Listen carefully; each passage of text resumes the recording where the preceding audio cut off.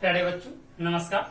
आदर्श teaching centre के YouTube channel में आप लोगों का हार्दिक स्वागत है। मैं आदर्श कुमार आप लोगों के बीच एक लंबे अरसे के बाद फिर से मुखातिब हुआ। आज मैं मैथ की वीडियो सामने अपलोड करूंगा। उससे पहले मैं ज्योग्राफी की जो पहली एक्सरसाइज है क्लास 10 की पहली चैप्टर है, उस चैप्टर का नाम क्या है?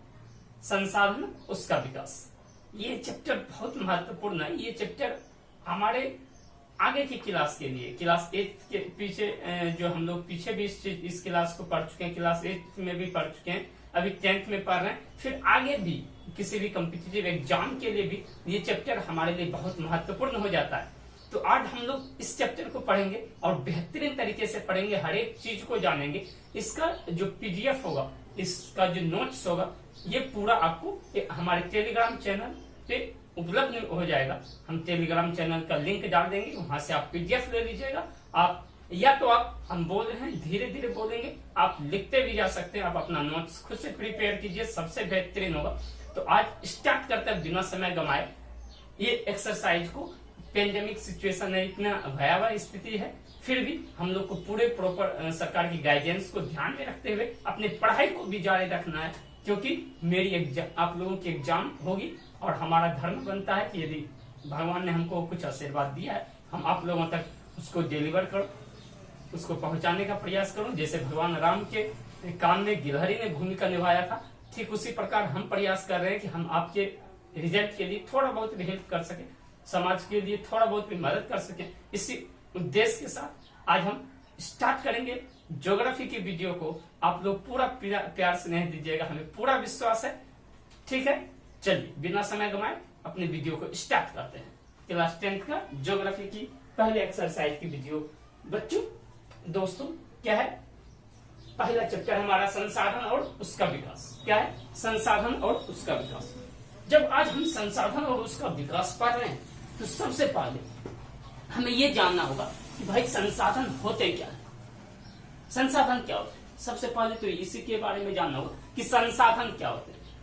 तो संसाधन किसे कहते हैं? कहता है मानव अपनी आवश्यकता की, मानव हम हो गए, आप हो गए, मनुष्य, तो मनुष्य अपनी आवश्यकता, हमारी जरूरतें हैं। जैसे अभी हमको बोर्ड पे यदि लिखना होगा, स्मारक का यूज करेंगे, स्केच का यूज करेंगे, ठीक।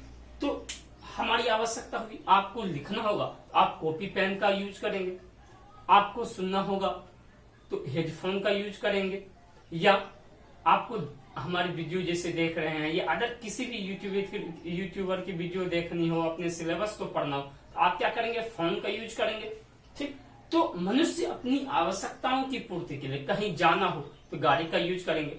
तो कहता है कि मनुष्य अपनी आवश्यकताओं की पूर्ति के लिए, आवश्यकता को पूरा करने के लिए, जैसे कपड़े पहनते हैं, मेरी आवश्यकताएं हैं, ठंड के मौसम में ठंड की कपड़े पहनते हैं। तो कहता है कि मानव अपनी आवश्यकता की पूर्ति के लिए जिस जिस वस्तु का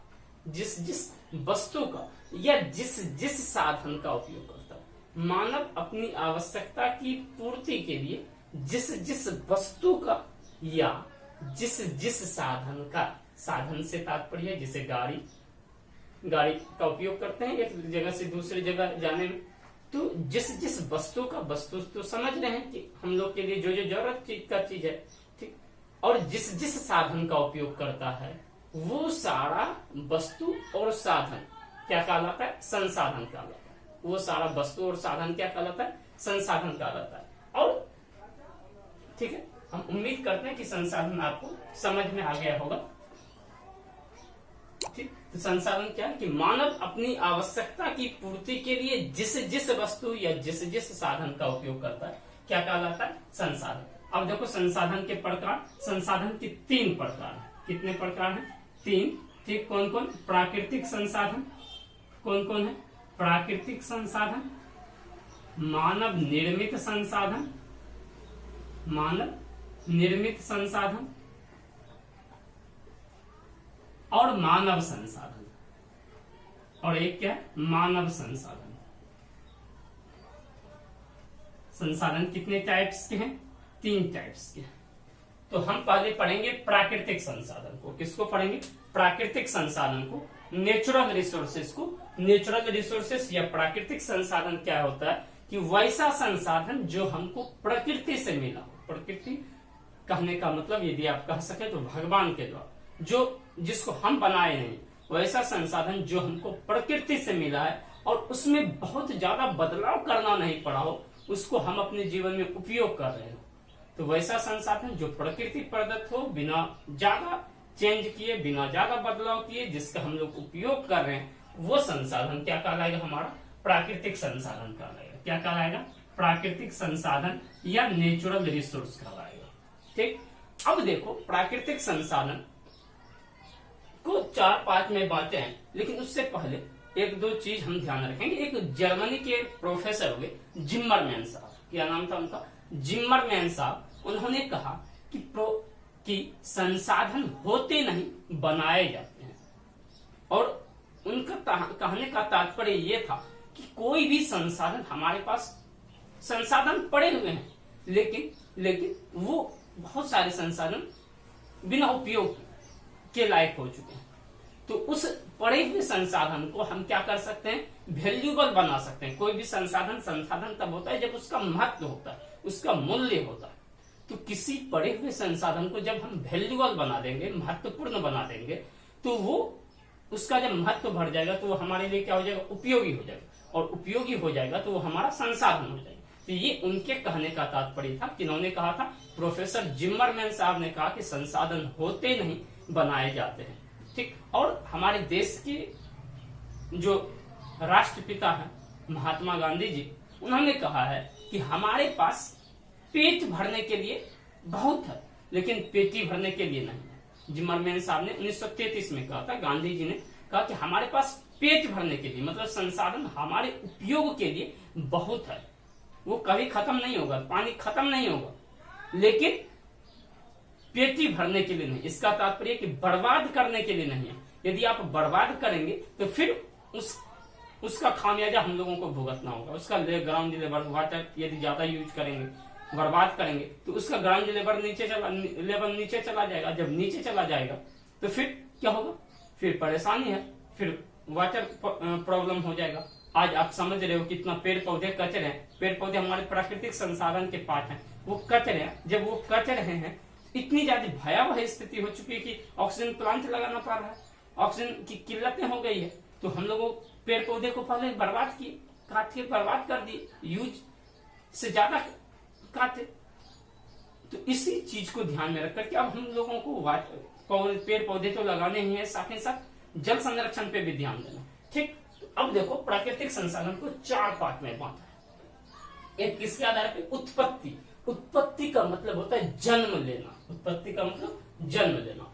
ठीक, उत्पत्ति के आधार पे संसाधन को 2 भाग में बांटा। कौन कौन भाग? एक जैव संसाधन, दूसरा अजैव संसाधन। एक क्या है? जैव, दूसरा अजैव। एक जैव संसाधन है, दूसरा अजैव। जैव का मतलब होता है जीव होना, जीव होना, जैव। जैव का मतलब होगा जिसमें जीव होगा। एक है अजैव, अ का मतलब नए समास में अ का मतलब क्या होता है? न। अजैव मतलब जीव। ठीक, तो वैसा प्राकृतिक संसाधन। अब देखो ये किसका पाठ है? प्राकृतिक संसाधन का। ये क्या है? प्राकृतिक संसाधन के प्रकार है। ये किसके प्रकार है? ये जो 4 हैं आधार, किसके आधार पे? प्राकृतिक संसाधन को बांटा गया। तो क्या है? एक जैव संसाधन, वैसा प्राकृतिक संसाधन जिसका, वैसा प्राकृतिक संसाधन जिसमें सजीव का गुण विद्यमान हो। वैसा प्राकृतिक संसाधन जिसमें सजीव का गुण विद्यमान हो, उसे जैव संसाधन कहा जाता है। जैसे एग्जाम्पल के लिए आप पेड़ पौधे हो गए, जीव जंतु हो गए, मनुष्य हो गए, ये क्या है? जैव संसाधन। इनमें श्वसन ये करते हैं, अपने ये सदस्य अन्य का विकास करते हैं, शोषण करते हैं, अपना पाचन करते हैं, शोषण करते हैं, मतलब जीवन जीते हैं। ठीक, दूसरा अजैव संसाधन, वैसा प्राकृतिक संसाधन जिसमें जीव नहीं हो, जो सजीव नहीं हो, अर्थात जो निर्जीव हो, वैसा प्राकृतिक संसाधन जिसमें निर्जीव के गुण विद्यमान हो, उसे अजैव संसाधन कहा जाता है। जैसे ईट, पत्थर, चट्टान, अन्य धातु, ये क्या? अजैव संसाधन। क्या है? अजैव संसाधन। हम उम्मीद करते हैं कि आपको यहाँ तक समझ में आ गया होगा। अब आगे बढ़ते हैं हम उपयोगिता या समाप्यता के आधार पे। उपयोगिता का मतलब उपयोग के आधार पे, या समाप्यता का मतलब कि समाप्त होने के आधार पे। इस आधार पे भी दो भाग में बांटे, एक नवीकरणीय संसाधन है, दूसरा अनवीकरणीय संसाधन। एक क्या है नवीकरणीय संसाधन, दूसरा है अनवीकरणीय संसाधन। नवीकरणीय का मतलब होता है जिसका फिर से नवीकरण हो, नया बन जाए, जो फिर से नया बनेगा वो कैसा संसाधन होगा, नवीकरणीय संसाधन। तो अब लिखेंगे इससे कि नया बन जाए, नहीं, तो लिखना कैसे कि वैसा प्राकृतिक संसाधन जिसका भौतिक, रासायनिक अथवा जैविक प्रक्रम के माध्यम से, वैसा प्राकृतिक संसाधन जिसका भौतिक, रासायनिक अथवा जैविक प्रक्रम के माध्यम से फिर से निर्माण संभव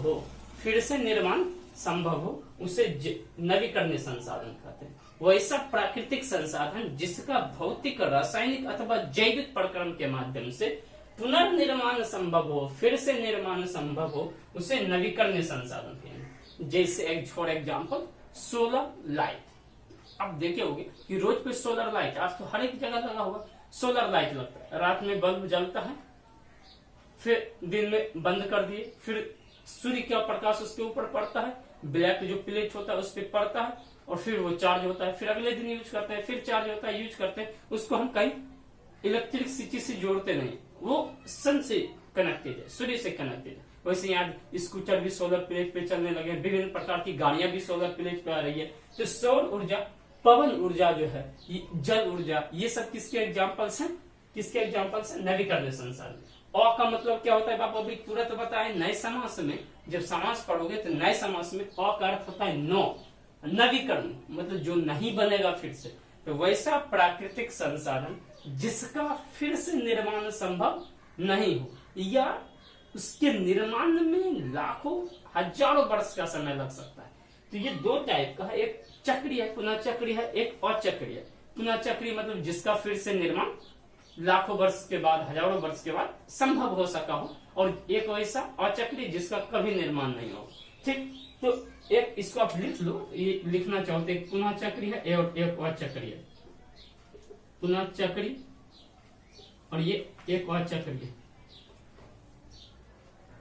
ठीक, अब दो तो पुनः चक्रीय और अचक्रीय। पुनः चक्रीय मतलब जिसका फिर से निर्माण संभव हो सकता है लेकिन हजारों वर्ष का समय लगेगा। अचक्रीय मतलब जिसका कभी भी निर्माण नहीं होगा, एक बार खत्म हो गया तो हो गया, खत्म। ठीक, पुनः चक्रीय का एग्जाम्पल क्या हो जाएगा, इसका एग्जाम्पल ओवरऑल देखो तो क्या हो जाएगा, जिससे पेट्रोल, डीजल, कोयला, उसका कोई भी धातु, ठीक, ये क्या हो जाएगा हमारा, कोई भी खनिज, वो क्या हो जाएगा हमारा, इसके अनवीकरणीय संसाधन के एग्जाम्पल। चक्रीय में जो भी धातुएं होती हैं उसका फिर से निर्माण हजारों वर्ष के बाद हो जाता है, जो धातु हो, खनिज हो। लेकिन जो अचक्रीय है, जैसे पेट्रोल, डीजल, ये जो इस सब का निर्माण नहीं हो पाता। ठीक, अब देखो एक स्वामित्व के आधार पे, स्वामित्व का मतलब होता है अधिकार, स्वामित्व का मतलब क्या होता है, अधिकार। स्वामित्व के आधार पे संसाधन तीन भागों में बताया, सॉरी 4 भाग में। कौन कौन, व्यक्तिगत, सामुदायिक, राष्ट्रीय, अंतरराष्ट्रीय। एक है व्यक्तिगत संसाधन, दूसरा सामुदायिक संसाधन, तीसरा राष्ट्रीय संसाधन, चौथा अंतरराष्ट्रीय संसाधन। व्यक्तिगत का मतलब क्या होता है, व्यक्ति के लिए, एक व्यक्ति के लिए। तो वैसा संसाधन जिस पर किसी एक व्यक्ति या किसी एक संगठन का या संस्था का अधिकार हो। ठीक, तो ऐसा संसाधन जिसपे किसी एक व्यक्ति का या किसी एक संस्था का, एक संगठन का अधिकार हो, उसको क्या बोलते हैं, व्यक्तिगत संसाधन। वैसा संसाधन जिसपे किसी एक व्यक्ति का या किसी एक संस्था या संगठन का अधिकार हो, उसको क्या बोलते हैं, व्यक्तिगत संसाधन। एज फॉर एग्जाम्पल क्या है इसके एग्जाम्पल, जैसे अपना घर हो गया, किसी का अपना घर, आपका भी अपना घर होगा, मेरा अपना घर है, किसी का अपना जमीन होगा, जो भी हो। ठीक, किसी का अपना कोचिंग इंस्टीट्यूट हो सकता है। तो ये क्या होगा, व्यक्तिगत संसाधन। दूसरा सामुदायिक संसाधन, तो वैसा संसाधन जिस पर उस एरिया के सारे लोग का, उस समुदाय के सारे लोगों का अधिकार हो। वैसा संसाधन जिस पर उसके आसपास के, उसके क्षेत्र के सारे लोगों का अधिकार हो, उसको क्या बोलते हैं, सामुदायिक संसाधन। जैसे आपका स्कूल हो गया, स्कूल का पार्क हो जाएगा, खेल का मैदान हो जाएगा, चारागाह हो जाएगा, श्मशान घाट हो जाएगा। ये सारे किसके एग्जाम्पल्स हो जाएंगे, सामुदायिक संसाधन के। क्लियर हो रहा होगा हम उम्मीद करते हैं। एक राष्ट्र संसाधन, तो कानूनी तौर पे कोई भी जो देश के अंतर्गत कोई भी संसाधन जो होता है उस पे राष्ट्र का अधिकार होता है, लेकिन जो राजनीतिक मतलब देश के किसी भी देश के राजनीतिक क्षेत्र के अंतर्गत 12.2 नॉटिकल मील 22.2 किलोमीटर और समुद्र तट से 22.2 किलोमीटर तक के दायरे में जितना संसाधन होगा, क्या बोल रहे हैं फिर से समझ लो कि कानूनी तौर पे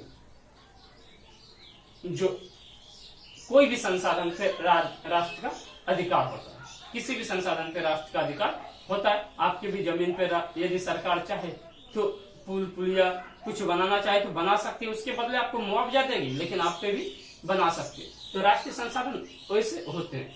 कहता है कि कोई भी कानूनी तौर पे कोई भी संसाधन राष्ट्रीय संसाधन है, लेकिन एक्चुअली जो है मतलब मुख्यतः जो है कि किसी भी देश के राजनीतिक सीमा के अंतर्गत, राजनीतिक सीमा बाउंड्री जो है उसके अंदर और तट के 12 नॉटिकल मील और तट से 12 नॉटिकल मील अर्थात कि 22.2 किलोमीटर तक का जो क्षेत्र होगा उस पर किसी राष्ट्र का अधिकार होता है, उस संसाधन को राष्ट्रीय संसाधन कहा जाता है। क्या कहा जाता है? राष्ट्रीय संसाधन कहा जाता है। एक अंतरराष्ट्रीय संसाधन, तो समुद्र तट से 200 नॉटिकल मील के बाद का जो क्षेत्र होता है उसी को अपवर्जक आर्थिक क्षेत्र भी कहा जाता है। 200 नॉटिकल मील तक का जो क्षेत्र होता है उसको अपवर्जक आर्थिक क्षेत्र कहा जाता है। तो समुद्र तट से 200 नॉटिकल मील के बाद का जो क्षेत्र होता है उस पर अंतरराष्ट्रीय संगठन का अधिकार होता है और उस क्षेत्र पर सिर्फ और सिर्फ रिसर्च का काम किया जा सकता है। जैसे आर्थिक क्षेत्र में भारत का गंगोत्री रिसर्च सेंटर है, 3 रिसर्च सेंटर है भारत का। तो ये क्या है? समुद्र तट से 200 मीटर नॉटिकल मील के बाहर का क्षेत्र है। तो उस संसाधन को क्या बोला जाता है? अंतरराष्ट्रीय संसाधन। अब विकास के आधार पे, डेवलपमेंट के आधार पे विकास कैसे हो? एक संभाव्य संसाधन। संभाव्य का मतलब होता है जिसकी संभावना हो, जिसके होने की संभावना हो। तो संभाव्य संसाधन क्या है? वैसा संसाधन जिसका वर्तमान समय में उपयोग नहीं किया जा रहा हो, और उसके मात्रा के बारे में भी जानकारी अच्छे से पता नहीं हो, तो उस संसाधन लेकिन भविष्य में उपयोग होने की संभावना हो, तो उस संसाधन को संभाव्य संसाधन कहते हैं। जैसे पश्चिम भारत में जो हमारा राजस्थान का क्षेत्र है, वहां पवन ऊर्जा, सौर ऊर्जा के डेवलपमेंट उस लेवल पे नहीं हो पाए, लेकिन वहां संभावना है कि वहां होंगे। केरल में थोरियम का खान है, लद्दाख में यूरेनियम का खान है। तो ये सारे संभाव्य संसाधन के एग्जाम्पल्स। विकसित मतलब वैसा संसाधन जिसका विकास हो गया हो, जिसका उपयोग हो रहा हो वर्तमान समय में। वैसे अब पवन ऊर्जा, सौर ऊर्जा जो ये सब विकसित संसाधन के अंतर्गत आ गए। तो वैसा संसाधन जिसके मात्रा के बारे में जानकारी हो और जिसका वर्तमान समय में उपयोग किया जा रहा हो, उसको क्या कहते हैं? विकसित संसाधन कहते हैं। क्या कहते हैं? विकसित संसाधन कहते हैं। एक है संचित कोष संसाधन। पहले भंडारित पढ़ लेते हैं, फिर संचित कोष पढ़ेंगे। भंडारित संसाधन तो वैसा संसाधन जिसकी मात्रा असीमित हो, मतलब जिसकी बहुत सारी अवेलेबिलिटी हो, मतलब उपलब्धता हो, लेकिन हम तकनीकी के उपयोग के आधार में, हम अपने टेक्नोलॉजी के दिमागी शक्ति के उपयोग के आधार में, मतलब दिमागी शक्ति की कमी होने के अभाव में या तो प्रौद्योगिकी के अभाव में हम उस संसाधनों को, पड़े हुए संसाधन को क्या कर पाते हैं? उपयोग नहीं कर पाते हैं। जैसे जल जो है, पानी है, बहुत सारा है, लेकिन उसको हम प्रॉपर तरीके से अलग नहीं कर पा रहे, H2 और O2 में अलग नहीं कर पा रहे। यदि हम H2 और O2 में अलग करें तो बहुत मात्रा में एनर्जी निकलेगा। तो ये कैसा संसाधन हो जाएगा? हमारा भंडारित संसाधन। सेम है संचित कोष संसाधन भी यही है, भंडारित संसाधन का एक भाग है। जो जमा है, बचा हुआ है, लेकिन तकनीकी के अभाव में हम उसका उपयोग नहीं कर पा रहे, तो ये जो संसाधन होगा हमारा क्या होगा, संचित कोश संसाधन है। इसके भी एग्जाम्पल में आप दे सकते हो कि हमारे पास जल की उपलब्धता है, लेकिन तकनीकी अभाव में हम जल को क्या कर पा रहे हैं, उसको अलग नहीं कर पा रहे हैं। यदि अलग करें तो उससे हमको बहुत ज्यादा एनर्जी मिल सकता है। बहुत बहुत धन्यवाद। एक बार फिर से रिवीजन कर लेते हैं, ध्यान से देख लीजिए, आप स्क्रीनशॉट ले लीजिए, आपको लिख के हमको कमेंट बॉक्स में बताना है कि सर भैया ऐसा है कि हमने लिख लिया है, और आप शेयर कर सकते हैं अपना नंबर, या हम अपना नंबर उसमें दिया हुआ है, आप प्रीवियस वीडियो में देखिएगा, उस हमको व्हाट्सएप कर सकते हैं। तो एक बार फिर से कर लेते हैं। संसाधन क्या है कि मानव अपनी आवश्यकता की पूर्ति के लिए जिन जिन वस्तु या साधनों का उपयोग करता है क्या कहलाता है, संसाधन कहलाता है। मनुष्य अपनी आवश्यकता की पूर्ति के लिए जिन जिन वस्तु या साधनों का उपयोग करता है क्या कहलाता है, संसाधन। 3 प्रकार के होते हैं, प्राकृतिक संसाधन, मानव संसाधन, मानव निर्मित संसाधन। प्राकृतिक संसाधन वह संसाधन है जो प्रकृति के द्वारा दी गई हो, प्रकृति द्वारा प्रदत्त हो, और उसमें बहुत ज्यादा परिवर्तन किए बिना उसका आसानी से यूज किया जा सकता हो, जिससे भूमि हो गया, मिट्टी हो गया, हवा हो गया, पेड़ पौधे हो गए, जीव जंतु हो गए, ये सारे ये पेड़ पौधे हो गए, ये सब क्या है, हमारे जल हो गया, ये क्या है, प्राकृतिक संसाधन। अब इसको 4 आधार पे बांटा है। उत्पत्ति के आधार पे जैव, अजैव। जैव मतलब जिसमें जीव हो वैसा प्राकृतिक संसाधन, जिसमें सजीव के गुण विद्यमान हो, जिससे पेड़ पौधे, जीव जंतु। अजैव वैसा प्राकृतिक संसाधन जिसमें निर्जीव के गुण विद्यमान हो, जिसे चट्टान, पत्थर, लोहा, कोई भी धातु, वो सारा किसके एग्जाम्पल है, अजैव। दूसरा उपयोगिता या समाप्यता के आधार पे नवीकरणीय, अनवीकरणीय। नवीकरणीय संसाधन वैसा प्राकृतिक संसाधन जिसका फिर से उपयोग, फिर से निर्माण भौतिक, रासायनिक अथवा जैविक प्रक्रम के माध्यम से संभव हो, नवीकरणीय संसाधन। अनवीकरणीय संसाधन वैसा प्राकृतिक संसाधन जिसका किसी भी विधि के द्वारा फिर से निर्माण संभव नहीं हो, निर्माण हो भी तो उसके होने में हजारों वर्ष का समय लगता हो, उसको बोलते हैं अनवीकरणीय संसाधन। ये 2 टाइप के होते हैं, पुनर्चक्रीय और अचक्रीय। पुनर्चक्रीय मतलब जिसका फिर से होने में हजारों वर्ष का समय लगे, इसके अंतर्गत खनिज आते हैं। और अचक्रीय मतलब जिसका कभी भी फिर से निर्माण नहीं होगा, ठीक, जिसे आप लिक्विड बोल सकते हो, खनिज तेल बोल सकते हो, प्राकृतिक गैस बोल सकते हो। स्वामित्व के आधार पे 4 भाग में बांटे, व्यक्तिगत, सामुदायिक, राष्ट्रीय, अंतरराष्ट्रीय। व्यक्तिगत जिस पर किसी एक व्यक्ति या संस्था का अधिकार हो, व्यक्तिगत संसाधन है। सामुदायिक जिस पर उस एरिया के, उस समुदाय के सारे व्यक्ति का अधिकार हो, उसको बोलते हैं सामुदायिक। जैसे पार्क हो गया, आपको खेल का मैदान हो गया, स्कूल हो गया, स्कूल का ग्राउंड हो गया, ठीक, श्मशान घाट हो गया। राष्ट्रीय संसाधन समुद्री तट से 12 नॉटिकल मील के अंतर्गत का क्षेत्र होगा, उस पर राष्ट्र का अधिकार होता है, उस संसाधन को राष्ट्रीय संसाधन कहा जाता है। कानूनी तौर पर पूरे देश के अंतर्गत किसी भी साधन पे राष्ट्र का अधिकार हो सकता है। अंतर्राष्ट्रीय संसाधन समुद्र तट से 200 नॉटिकल मील के बाहर का क्षेत्र, जिस पर सिर्फ और सिर्फ शोध का कार्य, जो संगठन है अंतर्राष्ट्रीय संगठन, उसके आदेश से, उससे परमिशन लेकर के सिर्फ और सिर्फ संशोधन का काम किया जा सकता है, अंतर्राष्ट्रीय संसाधन कहलाता है। संभाव्य संसाधन विकास के आधार पे 4 प्रकार के हैं, संभाव्य, विकसित, संचित कोश, भंडारी। संभाव्य संसाधन वैसा प्राकृतिक संसाधन जिसकी मात्रा के बारे में जानकारी नहीं हो और न ही उसका वर्तमान समय में उपयोग हो रहा हो, उसे बोलते हैं संभाव्य संसाधन, जैसे यूरेनियम और थोरियम। विकसित संसाधन वैसा प्राकृतिक संसाधन जिसके मात्रा के बारे में जानकारी प्राप्त हो और जिसका वर्तमान समय में यूज हो रहा हो, जैसे पवन ऊर्जा, सौर ऊर्जा, राजस्थान वाले क्षेत्र में, पश्चिम भारत में। संचित कोश संसाधन वैसा प्राकृतिक संसाधन जिसकी मात्रा असीमित हो, लेकिन वर्तमान समय में तकनीकी अभाव के कारण, टेक्नोलॉजी के अभाव के कारण उसका उपयोग, उसको अलग नहीं किया जा सकता है, उसका उपयोग नहीं किया जा रहा हो, उसको बोलते हैं संचित कोश संसाधन। ठीक, ये एक भंडारी संसाधन का ही पार्ट है। और भंडारी संसाधन वैसा प्राकृतिक संसाधन जिसकी मात्रा असीमित हो, लेकिन उसका उपयोग वर्तमान समय में नहीं हो पा रहा हो। ठीक है, भविष्य में उपयोग, टेक्नोलॉजी डेवलप हो जाने के बाद हम उसका उपयोग कर सकते हैं, उसका आसानी से यूज कर सकते हैं, उसका लाभ ले सकते हैं। इसके एग्जांपल्स जैसे जल है, जल को जब तोड़ेंगे तो हाइड्रोजन और ऑक्सीजन के रूप में टूटेगा और काफी मात्रा में एनर्जी मिलेगा। ठीक, ये भंडारी संसाधन के एग्जाम्पल होंगे। तो बच्चों आपको हम पूरी उम्मीद हम ये कर सकते हैं कि आपको ये सेशन बहुत अच्छा लगा होगा, बेहतर लगा होगा।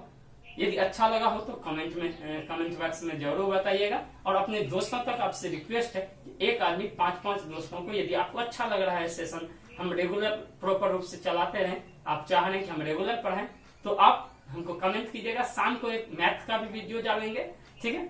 आप त्रिकोणमिति का बहुत इंपॉर्टेंट होगा, ठीक है। तो आप अपना आशीर्वाद बनाए रखिएगा। हर एक आदमी क्या कीजिए, आप पहले तो अपने YouTube चैनल को सब्सक्राइब कीजिए, बेल आइकन दबाइए, ठीक है, और लाइक और सब शेयर कीजिएगा। बहुत बहुत धन्यवाद।